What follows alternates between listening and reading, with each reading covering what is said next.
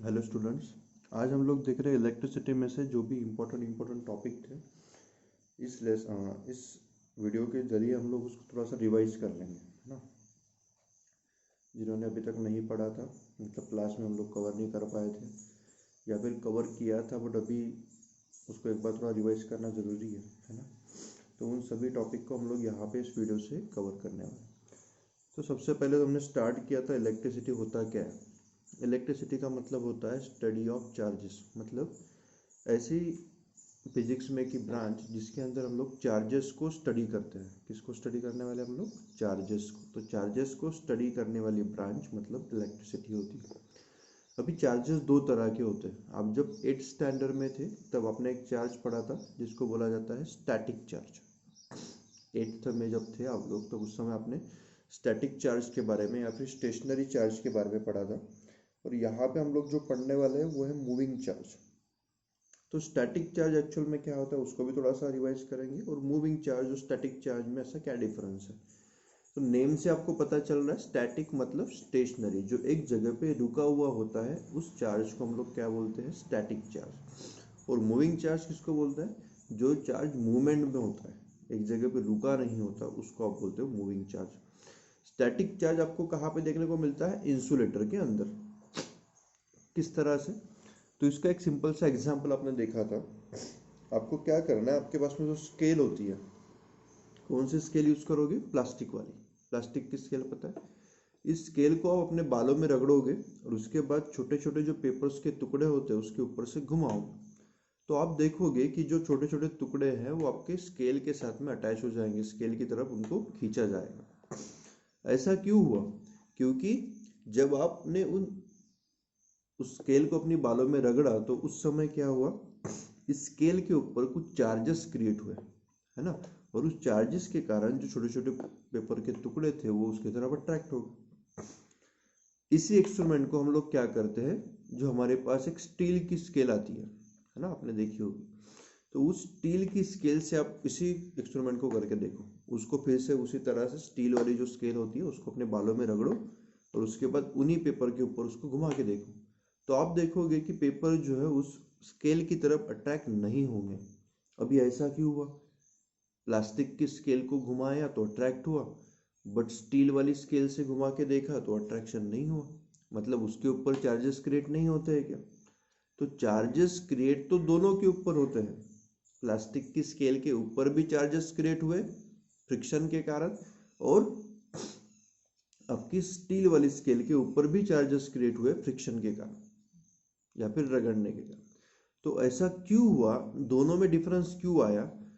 क्योंकि प्लास्टिक की स्केल एक इंसुलेटर है, मतलब इसके पास में कोई, आप बोल सकते हो कि ये कंडक्टर नहीं है जो चार्जेस को एक जगह से दूसरी जगह पे लेके जाए, ऐसा इसमें कोई प्रॉपर्टी नहीं है। और उसके कारण स्केल के ऊपर क्रिएट हुए हुए चार्जेस एक जगह पे रुक के रहेंगे, वो एक जगह से दूसरी जगह पे जा नहीं सकेंगे। बट वही बात जब हमने स्टील वाली स्केल की तो स्टील वाली स्केल के अंदर क्या था?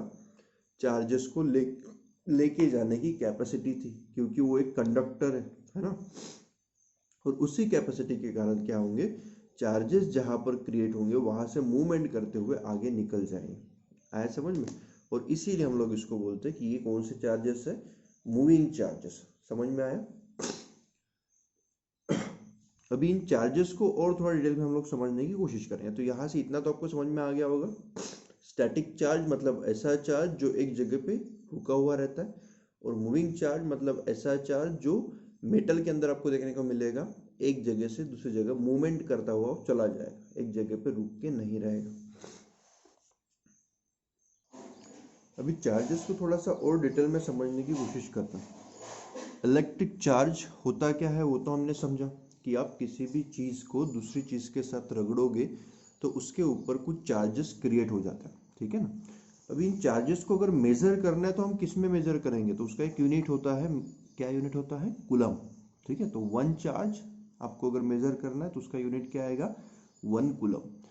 हमारी दुनिया में सबसे छोटा चार्ज किसके ऊपर होता है? तो वो होता है इलेक्ट्रॉन्स के ऊपर और प्रोटॉन्स के ऊपर। दोनों के ऊपर चार्ज सेम ही होता है। इलेक्ट्रॉन के ऊपर चार्ज जो होगा वो निगेटिव होगा, 1.6 × 10⁻⁻19 कूलम। और प्रोटॉन के ऊपर उतना ही चार्ज होगा 1.6 इंटू 10⁻19 कूलम, ठीक है ना, -19 कूलम, ये निगेटिव में और ये पॉजिटिव में। उसके अलावा हमें एक चीज पहले से पता है, हमने मैग्नेट के बारे में पढ़ा है, like poles repel each other, unlike poles attract each other. Same उसी तरह से इलेक्ट्रिक चार्ज के बारे में भी होता है, लाइक चार्जेस एक दूसरे को रिपेल करते हैं, अनलाइक चार्जेस एक दूसरे को अपनी तरफ अट्रैक्ट करते हैं। इसके अलावा जो हमने पढ़ा कि 1 कूलम जो चार्ज होता है, उस 1 कूलम चार्ज के अंदर इलेक्ट्रॉन्स कितने होते हैं, ऐसा अगर आपसे कोई पूछे तो कैसे फाइंड करोगे।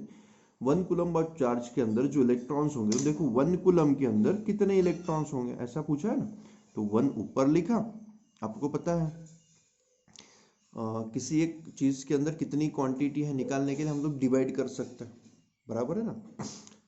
मतलब ज्यादा चीजों से कम की वैल्यू अगर आपको निकालनी है तो हम डिवाइड करते हैं, कम से ज्यादा की निकालनी है तो मल्टीप्लाई करते। तो वही है कि हमारे पास में 1 कूलम का चार्ज है और 1 इलेक्ट्रॉन के ऊपर इतना चार्ज होता है, तो नंबर ऑफ इलेक्ट्रॉन्स कितने, इसकी वैल्यू निकालने के लिए हम क्या करेंगे, 1 को 1 इलेक्ट्रॉन के ऊपर के चार्ज से डिवाइड कर देंगे। तो इसको सॉल्व करने के बाद हमारा आंसर आएगा 6.25 इंटू 10⁻18।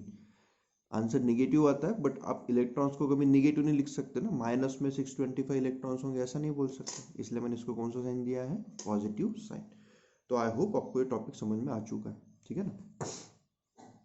इसके बाद में हमने देखना है इलेक्ट्रिक करंट के बारे में थोड़ा सा, बट उसके पहले जो है ये चार्जेस तो आपको मैंने समझा दिए, चार्जेस के 2 टाइप होते हैं उसको भी थोड़ा सा शॉर्ट में समझा देता हूँ, और उसके बाद में इलेक्ट्रिक करंट को समझेंगे। तो चार्जेस होते हैं 2 तरह के, हमें मालूम है, एक होता है पॉजिटिव चार्ज और एक होता है निगेटिव चार्ज। अभी ये पॉजिटिव चार्ज किसको बोलोगे, निगेटिव चार्ज किसको बोलोगे, कौन से एलिमेंट्स के ऊपर पॉजिटिव चार्ज आता है, कौन से एलिमेंट्स के ऊपर निगेटिव चार्ज आता है, इसको समझना। तो सबसे पहले हम लोग यहाँ पे एक एग्जाम्पल लेने वाले हैं, सोडियम। सोडियम आपको पता है क्या होता है, एक मेटल होता है, इसका इलेक्ट्रॉनिक कॉन्फ़िगरेशन क्या बनेगा, 281, 11 एटॉमिक नंबर है, तो इलेक्ट्रॉनिक कॉन्फ़िगरेशन सबको निकालना आता होगा। तो हमने यहाँ पे कॉन्फ़िगरेशन निकाला 281, एक डायग्राम बना दी। सबसे फर्स्ट ऑर्बिट में हमने बनाए 2 इलेक्ट्रॉन्स, सेकंड में बनाए 8 इलेक्ट्रॉन्स और थर्ड में बनाए 1 इलेक्ट्रॉन। आपको एक प्रॉपर्टी पता है, हर एक एलिमेंट जो है वो अपने लास्ट ऑर्बिट में 8 इलेक्ट्रॉन्स, और अगर वो फर्स्ट ऑर्बिट की बात कर रहा है तो फर्स्ट ऑर्बिट में 2 इलेक्ट्रॉन्स लाने की कोशिश करता है। समझ में आया, लास्ट ऑर्बिट में 8 इलेक्ट्रॉन्स, या फिर अगर फर्स्ट वाली अगर उसके पास एक ही, क्या बोल सकते हो आप, एक ही ऑर्बिट है, तो उस केस में वो 2 इलेक्ट्रॉन्स लाने की कोशिश करता है। अगर सोडियम से पूछा जाए या फिर सोडियम को अपना ऑक्टेट कंप्लीट करना है, मतलब लास्ट ऑर्बिट में 8 इलेक्ट्रॉन लाना है, तो उस केस में वो क्या करेगा, इसके पास 2 ऑप्शन है, या तो ये और 7 इलेक्ट्रॉन्स ले लेगा बाहर से, क्योंकि 1 इलेक्ट्रॉन है, 8 करना है तो बाहर से 7 इलेक्ट्रॉन और ले लो, या फिर इस 1 इलेक्ट्रॉन को डोनेट कर दो, तो ये इलेक्ट्रॉन चला जाएगा तो इसका कॉन्फ़िगरेशन बन जाएगा 2 8, मतलब ऑक्टेट कंप्लीट हो जाएगा। तो कौन सा ऑप्शन ज़्यादा इजी लग रहा है इसके केस में, तो ये वाला, कौन सा, इलेक्ट्रॉन को डोनेट करने का। समझ में आया, मतलब जिस भी एलिमेंट के पास लास्ट ऑर्बिट में 1 इलेक्ट्रॉन है, 2 इलेक्ट्रॉन्स है, या फिर 3 इलेक्ट्रॉन्स है, उसके लिए ये ऑप्शन सबसे बेहतर होगा, इलेक्ट्रॉन को डोनेट करना। क्योंकि 1 है तो उसको 7 इलेक्ट्रॉन लेना नहीं पुराएगा, 2 है तो 6 लेना नहीं पुराएगा, और 3 है तो 5 लेना नहीं पुराएगा। इन तीनों केस में वो क्या करना चाहेगा, इलेक्ट्रॉन को डोनेट करना चाहेगा। और इसी तरह का कॉन्फ़िगरेशन किसका होता है, मेटल्स का। किसका होगा ये कॉन्फ़िगरेशन, मेटल्स का। और इसीलिए हम लोग मेटल को जो है वो इलेक्ट्रॉन डोनर बोलते हैं। क्या बोलते हैं हम मेटल को, मेटल्स आर इलेक्ट्रॉन डोनर, क्योंकि उनके पास में ये इलेक्ट्रॉन्स एक्स्ट्रा है, वो चाहते हैं कि एक इलेक्ट्रॉन में किसी ना किसी को दे दूं, तो कोई भी अगर उनसे इलेक्ट्रॉन ये मांग लेगा तो उनको दे दे, वो दे देंगे, क्योंकि वो चाहता है कि अपना इलेक्ट्रॉन मैं दे दूं और मेरे ऑक्टेट को कंप्लीट कर लूं, है ना। तो इसी प्रॉपर्टी का यूज हम लोग करते हैं इलेक्ट्रिसिटी के अंदर, मेटल को एज अ कंडक्टर यूज करने के लिए, ठीक है ना। अभी मेटल को एज अ कंडक्टर कैसे क्या यूज करते हैं तो उसको हम समझते हैं अभी थोड़ा शॉर्ट में। तो मैंने अभी आपको समझाया कि जितने भी मेटल्स होते हैं उनके लास्ट ऑर्बिट में 1 इलेक्ट्रॉन, 2 इलेक्ट्रॉन्स या फिर 3 इलेक्ट्रॉन्स होते हैं। और वो इलेक्ट्रॉन्स कैसे हैं, ऑक्टेट कंप्लीट करने के बीच में एक बैरियर के जैसा काम कर रहा है मेटल के लिए। तो मेटल चाहता है कि इन इलेक्ट्रॉन्स को मैं दे दूं किसी ना किसी को, ठीक है। और उस केस में मेटल क्या करेगा, अपने इलेक्ट्रॉन्स को डोनेट कर देगा। इसका मतलब मैंने यहाँ से क्या समझा कि जो मेटल्स होते हैं उनके पास में फ्री इलेक्ट्रॉन्स होता है। क्या होते हैं उनके पास? फ्री इलेक्ट्रॉन्स, मतलब ऐसे इलेक्ट्रॉन जो वो मेटल देना चाहता है किसी ना किसी को, ठीक है। और किसी भी कंडक्टर को किसी भी मेटल को या फिर किसी भी एलिमेंट को अच्छा कंडक्टर बनने के लिए सबसे इंपॉर्टेंट प्रॉपर्टी यही है कि उसके पास फ्री इलेक्ट्रॉन्स होने चाहिए, ठीक है। और मेटल्स के पास फ्री इलेक्ट्रॉन्स होते हैं, इसीलिए हम लोग मेटल को क्या बोलते हैं, इलेक्ट्रॉन डोनर। और उसी के लिए आप मेटल को अच्छा कंडक्टर भी कह सकते हो। अभी देखो, ये मैंने एक एग्जाम्पल के तौर पे एक छोटा सा मेटल का रॉड बनाया और इस मेटल के रॉड के अंदर मैंने इलेक्ट्रॉन्स आपको शो कर दिए। ये कौन से इलेक्ट्रॉन है? जो लास्ट ऑर्बिट में एक्स्ट्रा इलेक्ट्रॉन्स है या फिर फ्री इलेक्ट्रॉन्स है आपके मेटल के पास या फिर उस कंडक्टर के पास, ठीक है ना। तो इसके पास फ्री इलेक्ट्रॉन्स है, मतलब ये क्या कर पाएगा, इलेक्ट्रिक करंट को कंडक्ट कर पाएगा। ये दूसरा मेरे पास कोई इंसुलेटर से बना हुआ रॉड है, इसके पास फ्री इलेक्ट्रॉन्स नहीं है, मतलब इलेक्ट्रिक करंट को कंडक्ट नहीं कर पाएगा। बस इतना सिंपल सा रीजन होता है कि जो मेटल है वो इलेक्ट्रिक कंडक्ट कर सकते हैं क्योंकि उनके पास में ये फ्री चार्जेस मतलब इलेक्ट्रॉन्स अवेलेबल है। और जो इंसुलेटर होता है उनके पास में फ्री चार्जेस अवेलेबल नहीं होते हैं, इसलिए वो इलेक्ट्रिक करंट को कंडक्ट नहीं कर पाते, ठीक है। आई होप यहाँ तक आपको समझ में आ चुका है। उसके बाद जो हमें इंपॉर्टेंट टॉपिक देखना है वो है इलेक्ट्रिक करंट। तो ये हमने समझ लिया कि मेटल के पास फ्री इलेक्ट्रॉन्स होते हैं जिनका मूवमेंट अगर आप कराओगे तो क्या हो सकता है, वो इलेक्ट्रिसिटी को कंडक्ट कर सकता है, ठीक है ना। अभी इलेक्ट्रिसिटी को कंडक्ट करना मतलब क्या करना, तो इलेक्ट्रिक करंट का फ्लो होना। तो इलेक्ट्रिक करंट क्या होता है? तो इलेक्ट्रिक करंट का मतलब होता है, शॉर्ट में आप बोल सकते हो, फ्लो ऑफ चार्जेस। क्या बोल सकते हो? चार्जेस का फ्लो होना, मतलब ही क्या होना, करंट का फ्लो होना। या फिर आप उसको बोल सकते हो rate of flow of charge, मतलब कितनी स्पीड से वो चार्जेस फ्लो हो रहे हैं, है ना। जैसे आपने वाटर देखा होगा, रिवर के अंदर के वाटर की अगर आप बात करो तो कुछ जगह पे रिवर के अंदर का वाटर एकदम स्लोली आगे बढ़ता है ना। और कुछ जगहों पे उसकी स्पीड बहुत ज़्यादा होती है। तो स्पीड ज़्यादा है मतलब वाटर करंट की स्पीड ज़्यादा है, ऐसा आप बोल सकते हो ना। तो वही केस है आपकी इलेक्ट्रिक करंट के बारे में भी। इलेक्ट्रिक करंट मतलब क्या होता है, rate of flow of charges, ठीक है ना। उसके अंदर चार्जेस फ्लो हो रहे हैं, बट कितनी स्पीड से हो रहे हैं, एक सेकंड के अंदर कितने चार्ज हो रहे हैं, है ना। कितने चार्ज हो रहे हैं एक सेकंड के अंदर, इसी को आप क्या बोलोगे, करंट, है ना। तो charges per unit time is known as electric current. Simple सी डेफिनेशन है, इस तरह से आप उसको लिख सकते हैं। तो अब हम 3-4 एग्जांपल से इसको समझेंगे। ये मैंने एक वायर लगाया, बैटरी लगाई, यहाँ पे इस वायर के अंदर मैंने क्या किया, 10 कूलम का चार्ज जो है वो 1 सेकंड के लिए मैंने मूव कराया। तो देखो फॉर्मूले के हिसाब से कूलम अपॉन टाइम, तो 10 ऊपर लिखोगे और ये टाइम जो है 1 सेकंड नीचे लिखोगे, मतलब कितना इसके अंदर करंट फ्लो हुआ, 10 एम्पियर। कितना करंट फ्लो हुआ, 10 एम्पियर। एम्पियर क्या होता है, एम्पियर होता है उसका यूनिट जिसमें आप करंट को मेजर कर सकते हो। अगर आपको एम्पियर ध्यान नहीं आता है, याद नहीं आ रहा है, या फिर आपको एम्पियर की जगह पे और भी कोई यूनिट लिखना है, तो आप क्या लिख सकते हो, कूलम पर सेकंड लिख सकते हो ना। क्योंकि क्यू का यूनिट क्या है, क्यू मतलब चार्जेस का यूनिट क्या होता है, कूलम, और टाइम का यूनिट क्या होता है, सेकंड। तो कूलम पर सेकंड ऐसा भी आप यूनिट इसको लिख सकते हो। समझ में आया। सेकंड केस में 5 कूलम का चार्ज 1 सेकंड के अंदर मूव हो रहा है, तो क्या बोलोगे, 5 एम्पियर का करंट फ्लो हो रहा है। 10 कूलम का चार्ज 1 सेकंड के लिए हो रहा है, तो फिर से वही 10 एम्पियर। 10 कूलम का चार्ज 2 सेकंड के लिए हो रहा है, तो 10/2 मतलब 5 एम्पियर का करंट इस सर्किट के अंदर फ्लो हो रहा है। तो इस तरह से आप करंट की वैल्यू को फाइंड आउट कर सकते हो अगर चार्जेस और टाइम की वैल्यू आपको पता है तो आई होप आपको ये टॉपिक भी समझ में आ चुका है। 1 कूलम ऑफ चार्ज अगर 1 सेकंड के अंदर मूव होता है तो आप बोलोगे 1 एम्पियर का करंट वहां से फ्लो हो चुका है। करंट को मेजर करने के लिए हम लोग एक डिवाइस यूज करते हैं जिसको बोला जाता है एमीटर, ठीक है ना। तो एमीटर को अगर आपको एक सर्किट के अंदर शो करना है तो आप इस तरह से कर सकते हो। एक सर्किट के अंदर मैंने एक वायर दिखा दी, वायर के अंदर ए लिख दिया, उस सर्कल के अंदर में एक साइड में पॉजिटिव लिखो, एक साइड में निगेटिव लिखो। ये होता है आपका आप बोल सकते हो एक नोटेशन जिसका यूज करके आप एमीटर को सर्किट के अंदर शो कर सकते हो, ठीक है। तो ये था हमारा एमीटर के बारे में। अभी फ्लो कैसे होता है करंट, ठीक है, तो इसको थोड़ा समझते हैं। ये वीडियो थोड़ी सी लंबी बन रही है, बस वीडियो के अंदर हम लोग जो भी हमारे इंपॉर्टेंट टॉपिक इस लेसन के अंदर थे जो हम ऑलरेडी पढ़ चुके हैं उनको एक बार रिवाइज कर रहे हैं। और फिर आपको समझने में और भी थोड़ा आसान हो जाएगा।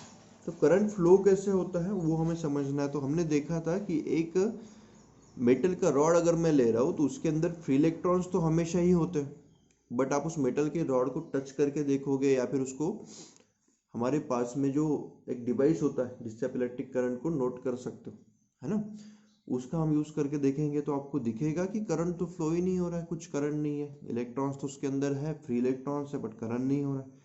तो करंट फ्लो कब होता है वो समझना जरूरी है। तो करंट के फ्लो होने के लिए क्या होना चाहिए? Difference is required to make charge move in particular direction.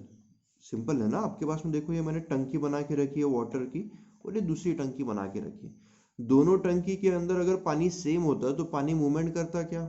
बीच में आप वायर लगा भी दोगे तो भी यहाँ से पानी इधर नहीं जाता, यहाँ से इधर नहीं जाता। बट क्योंकि इस टंकी के अंदर वाटर ज्यादा है और इस टंकी के अंदर वाटर कम है, तो उस केस में वाटर जो है वो मूवमेंट करेगा। कब तक? जब तक दोनों टंकी के अंदर का वाटर लेवल सेम नहीं हो जाता। आ रहा है आपको समझ में? तो वैसे ही कुछ केस जो है हमारे वाटर करंट की भी है और इलेक्ट्रिक करंट की भी है। इलेक्ट्रिक करंट के अंदर भी आपको इस तरह से कुछ डिफरेंस चाहिए होगा, जिस डिफरेंस के कारण करंट जो है वो एक हायर लेवल से लोअर लेवल की तरफ इस तरह से मूवमेंट करे।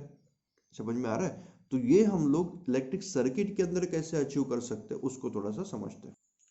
इलेक्ट्रिक सर्किट किस तरह से होता है वो मैं आपको यहाँ पे समझा देता हूँ। इस तरह से हम कुछ सर्किट को शो करते हैं। ये क्या है? हमारी बैटरी है, यहाँ से करंट निकलेगा। ये क्या है? हमारा बल्ब है। इस तरह से आप बल्ब शो कर सकते हो। ये मैंने आपको समझाया एमीटर, जो आप एक वायर के अंदर इस तरह से लगा सकते हो, पॉजिटिव नेगेटिव। ये होती है हमारी की, जो हम लोग बटन यूज करते हैं इलेक्ट्रिक करंट को ऑपरेट करने के। अभी मैंने क्या किया, वो जो मेरे पास में रॉड था ना, उसी रॉड को मैंने एक बैटरी कनेक्ट कर दी, ठीक है। और बैटरी का काम क्या होता है? पोटेंशियल डिफरेंस को प्रोवाइड करना। मतलब जो मैंने अभी डिफरेंस की बात करी ना, कि दोनों के बीच में कुछ ना कुछ डिफरेंस होना चाहिए। जब डिफरेंस होगा तभी तो वाटर फ्लो करेगा। उसी तरह से जब डिफरेंस होगा तभी तो ये चार्जेस मूवमेंट करना शुरू करेंगे। तो मैंने कुछ नहीं किया, वही रॉड लिया और उस रॉड को एक बैटरी कनेक्ट कर दी। तो जैसे ही आप इस रॉड को एक बैटरी कनेक्ट करोगे तो क्या हो जाएगा? बैटरी का पॉजिटिव टर्मिनल जिस रॉड के साथ में कनेक्ट है वहां पे एक पॉजिटिव, आप बोल सकते हो कि एक पोटेंशियल जनरेट होगा, और एक साइड में नेगेटिव पोटेंशियल जनरेट होगा। अभी आपको एक चीज पता है कि जो इलेक्ट्रॉन्स होते हैं वो इलेक्ट्रॉन्स नेगेटिवली चार्ज होता है, और ये कौन सा चार्ज है? Positive charge. मतलब इलेक्ट्रॉन्स जो है उन पॉजिटिव चार्ज की तरफ अट्रैक्ट हो जाएंगे। समझ में आ रहा है? मतलब ये जो इलेक्ट्रॉन इसके अंदर में थे वो अभी मूवमेंट करना शुरू कर देंगे। कौन सी डायरेक्शन के ऊपर? लेफ्ट डायरेक्शन की तरफ, है ना। और उसी सेम कंडीशन पे यहाँ पे निगेटिव है, तो ये निगेटिव वाला भी इस निगेटिव को अपने से दूर रिपेल करने की कोशिश करेगा। समझ में आ रहा है? तो पॉजिटिव इलेक्ट्रॉन्स को अपनी तरफ खींचेगा, और ये जो निगेटिव टर्मिनल हमने यहाँ पे कनेक्ट किया, ये इलेक्ट्रॉन्स को अपने से दूर भेजेगा। समझ में आया? तो अल्टीमेटली हमारे सर्किट के अंदर करंट जो है वो इस तरह से फ्लो करना शुरू कर देगा। आया आपको समझ में? मतलब एक्चुअल में जो सर्किट के अंदर करंट फ्लो होता है वो कैसे होता है? निगेटिव डायरेक्शन से तो पॉजिटिव डायरेक्शन की तरफ। समझ में आया आपको?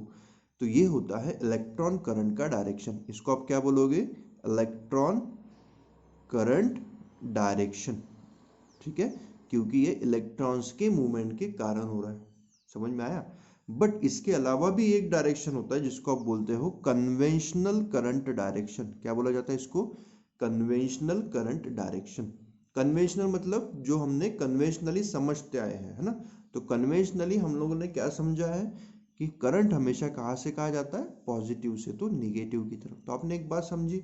इससे पहले भी आपको समझाया कि जब एक टंकी ऊपर रखी होती है और नीचे टंकी होती है तो पानी कहाँ से आएगा? नीचे, ऊपर से नीचे आएगा। मतलब हायर पोटेंशियल से लोअर पोटेंशियल पे आएगा, है ना। तो हम लोगों ने तो पहले से यही समझा। तो जब इलेक्ट्रॉन्स की खोज नहीं हुई थी, हमें ये सब चीज़ों के बारे में पता नहीं था, तब से हमने समझ के रखा है कि हमेशा करंट कहाँ से कहा जाता होगा? हायर पोटेंशियल से लोअर पोटेंशियल। और इसीलिए हमने कन्वेंशनल करंट डायरेक्शन, मतलब जो एक हमने गेस करके रखी हुई है वो डायरेक्शन क्या है? पॉजिटिव से लेके तो निगेटिव। तो आपको अगर एग्जाम में पूछा जाए सिंपली करंट का डायरेक्शन क्या है, तो आप क्या बताओगे? पॉजिटिव से निगेटिव। अगर आपसे कोई पूछे इलेक्ट्रॉन करंट का डायरेक्शन कौन सा है, सिर्फ आपको इतना ध्यान रखना है इलेक्ट्रॉन करंट का डायरेक्शन। अगर ऐसा पर्टिकुलरली कोई पूछता है तभी आप बोलोगे निगेटिव से लेके तो पॉजिटिव, बाकी किसी भी केस में आपको हमेशा आंसर यही देना है पॉजिटिव से लेके तो नेगेटिव। समझ में आया? तो दिमाग में कोई कंफ्यूजन आप यहाँ पे मत रखो, ठीक है ना। तो यहाँ से हमने इलेक्ट्रिक सर्किट तक के टॉपिक को कवर कर लिया। पोटेंशियल डिफरेंस वाला टॉपिक भी मैं आपको समझा देता हूँ अभी, फिर हमारा जो बेसिक है जो लगभग काफी हद तक कंप्लीट हो जाएगा। पोटेंशियल डिफरेंस क्या होता है? तो पोटेंशियल डिफरेंस तो मैंने आपको थोड़ा बहुत समझा ही दिया कि टंकी के अंदर अगर आप डिफरेंस रखोगे तभी वाटर फ्लो होगा। उसी तरह से एक सर्किट के अंदर पोटेंशियल डिफरेंस को क्रिएट करने के लिए हम किसका यूज करते हैं? बैटरी का, जो मैंने आपको अभी भी समझाया। एक टर्मिनल पॉजिटिव के साथ कनेक्ट करोगे, एक टर्मिनल नेगेटिव के साथ करोगे, तो इलेक्ट्रॉन जो है वो नेगेटिव से पॉजिटिव की तरफ ट्रैवल करते हैं, हमने ऑलरेडी ऊपर देखा। और सेल जो है वो यहाँ पे इसको पोटेंशियल डिफरेंस प्रोवाइड करेगा, ठीक है ना। तो यहाँ पे एक नया वर्ड हमने समझा पोटेंशियल डिफरेंस। पोटेंशियल डिफरेंस को ही एक और एक नाम हम देख सकते हैं, उसको बोला जाता है वोल्टेज, ठीक है। पोटेंशियल डिफरेंस बोला जाए, वोल्टेज बोला जाए, या फिर EMF इलेक्ट्रोमोटिव फोर्स बोला जाए। तीनों चीजें एक ही है, कंफ्यूज होने की जरूरत नहीं है। पोटेंशियल डिफरेंस को ही वोल्टेज बोला जाता है और उसी को ही EMF बोला जाता है। पोटेंशियल डिफरेंस की डेफिनेशन क्या लिखोगे, या फिर उसका एक फॉर्मूला अगर बनाना हो तो क्या बोलोगे? Work done per unit charge. एक चार्ज कितना काम कर सकता है, इसको ही आप क्या बोलोगे? Potential difference. समझ में आ रहा है? Work done per unit charge is known as potential difference. Voltage formula क्या बनेगा? W/Q, ठीक है। वर्क डन को हम लोग किस में मेजर करते हैं? तो जूल में। पता है आपको वर्क डन किस में मेजर करते हैं हम लोग? जूल में। और चार्ज जो है उसको मेजर करते हैं हम लोग कूलम में, ठीक है ना। तो जूल पर कूलम, इस तरह से इसका यूनिट यहाँ पे बन सकता है, J/C, ऐसा आप उसका यूनिट बोल सकते हो। या फिर इसको ही हमने एक नेम दिया हुआ है वोल्ट। क्या नाम दिया है? वोल्ट। तो एक वोल्ट का मतलब क्या होता है? If 1 joule of work is done to circulate 1 coulomb charge, it is called 1 volt potential difference, है ना, या फिर 1 वोल्ट वोल्टेज। अगर 1 जूल का वर्क करने के लिए 1 कूलम का चार्ज को मतलब आपको यूज करना पड़ेगा, फिर 1 कूलम का चार्ज जो है 1 जूल का वर्क कर सकता है, ऐसा अगर आपने बोला है तो आप क्या बोलोगे कि 1 वोल्ट का पोटेंशियल डिफरेंस वहां पे है ना। तो एक सेल की अगर बात करो तो एक सेल के अंदर 1.5 वोल्ट का पोटेंशियल डिफरेंस जनरली होता है ना, जो हम सेल यूज करते हैं हमारे घर पे। मोबाइल का अगर सेल आप यूज करोगे, मोबाइल के अंदर की बैटरी अगर आप देखोगे तो वो 3.7 वोल्ट की देखी होंगी आपने। आपके पास जो मोबाइल होता है उसके अंदर की बैटरी को आप चेक करोगे तो उसके ऊपर वोल्टेज लिखा होता है, कितना? 3.7 वोल्ट। हमारे घर के अंदर जो सप्लाई आता है वो कितना आता है? 230 वोल्ट, ठीक है। हमने देखा इसके पहले करंट को मेजर करने के लिए एमीटर नाम का एक डिवाइस यूज किया जाता है। उसी तरह से वोल्टेज को मेजर करने के लिए हम लोग एक डिवाइस यूज करते हैं, उसको बोला जाता है वोल्ट मीटर। क्या बोलोगे आप इसको? Volt meter. एमीटर को लगाते समय मैंने सीधे वायर में लगाया था, बट ये वोल्ट मीटर को लगाते समय हम लोग इस तरह से अक्रॉस में लगाते हैं, ठीक है ना। तो जहां से हमारा रेजिस्टेंस जा रहा है उसके अक्रॉस में, मतलब पैरेलल में आप इस रेजिस्टेंस को लगा दोगे। सीरीज पैरेलल वाला टॉपिक हम ऑलरेडी इस लेसन में कवर कर चुके हैं, तो आपको समझ में आना चाहिए। ये हमने वोल्ट मीटर को कैसे लगाया है? पैरेलल में। और जो हमारा एमीटर होता था उसको कहाँ पे लगाते थे हम लोग? सीरीज में, ठीक है ना। तो यहाँ तक की जो बेसिक टॉपिक थे हमारे, हमने यहाँ पे कवर कर लिया। उसके बाद ओम्स लॉ वाला टॉपिक भी हम लोग क्लास में ले चुके थे, बट उसको भी एक बार थोड़ा सा शॉर्ट में रिवाइज कर लेंगे, क्योंकि लेसन थोड़ा सा डिफिकल्ट है, इसलिए मैं इसको वापस से रिवाइज कर रहा हूँ ताकि आप लोग इसको अच्छे से समझ पाओ और इस वीडियो को पूरा देखो और अच्छे से समझो, ठीक है ना। तो आज के लिए इतना सफिशिएंट है, बाकी टॉपिक हम लोग नेक्स्ट पीरियड में देख लेंगे।